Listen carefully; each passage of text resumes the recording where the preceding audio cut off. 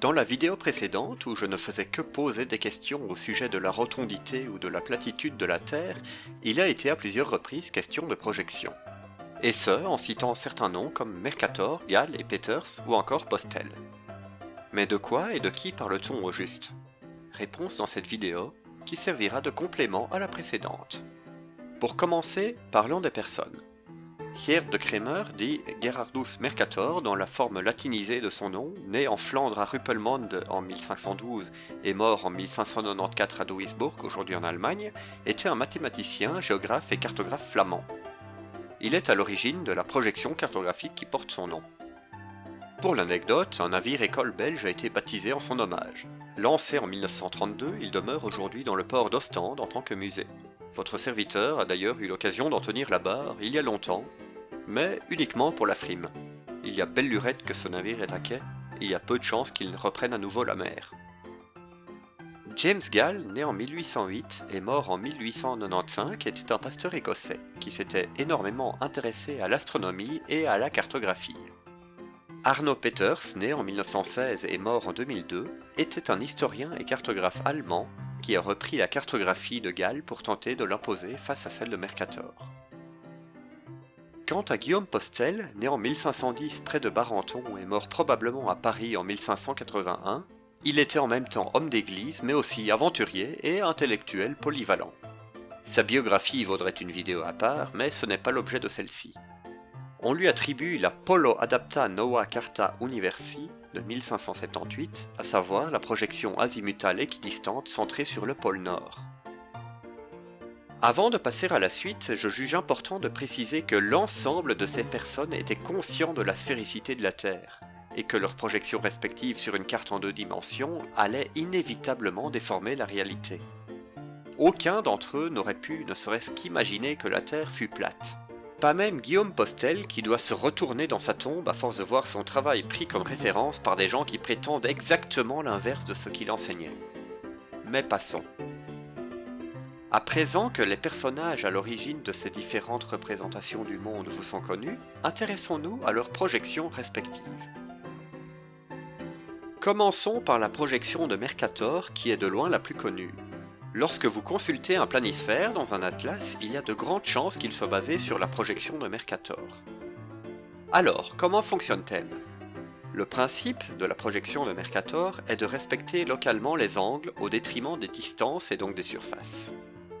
Imaginez donc un globe qui se trouverait à l'intérieur d'un cylindre dont la paroi serait tangente à l'équateur. Partez du centre du globe et projetez un point de sa surface sur la surface du cylindre. Répétez l'opération en faisant en sorte de représenter les méridiens comme des segments de droite parallèles entre eux et vous obtiendrez une projection de Mercator. L'avantage de cette projection, c'est qu'elle respecte les angles.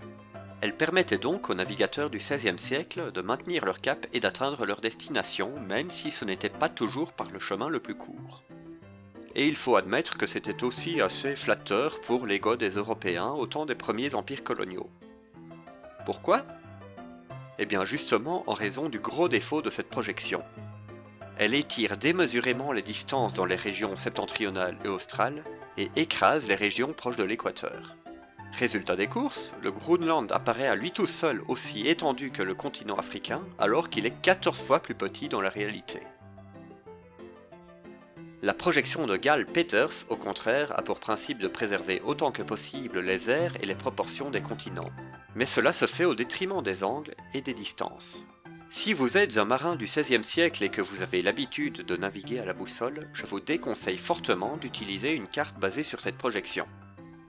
Mais il y a assez peu de chances qu'un marin du XVIe siècle tombe sur cette vidéo, même par hasard. La projection azimutale équidistante, quant à elle, est construite d'une toute autre manière.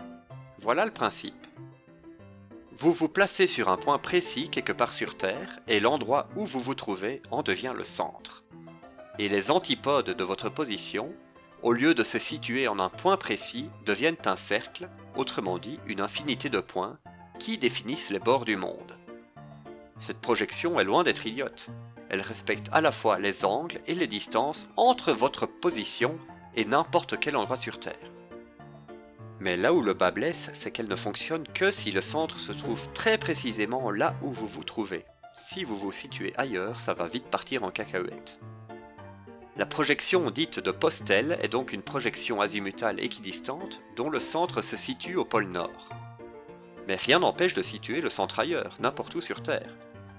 Par curiosité, en préparant cette vidéo, je me suis amusé à chercher une application ou un site qui me permettrait de visualiser une projection azimutale équidistante centrée sur moi-même.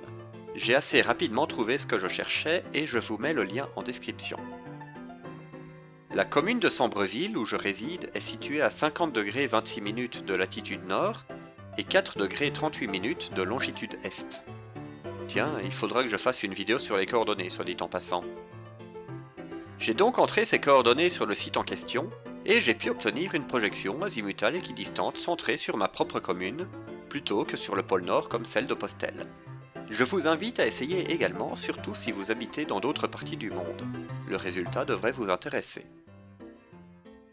Je n'ai cité que 3 types de planisphères, mais il en existe bien d'autres. Si le sujet vous intéresse, je me ferai un plaisir de vous les citer, ainsi que d'en détailler l'historique et le fonctionnement. Quoi qu'il en soit, aucune projection de la surface d'une sphère sur un espace en 2 dimensions ne peut être conforme à la réalité. Il y aura toujours des distances, des angles ou des aires qui seront déformés. Préserver une grandeur en particulier, c'est choisir d'en ignorer d'autres.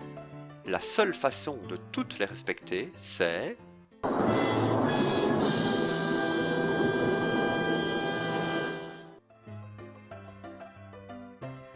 Merci de votre attention.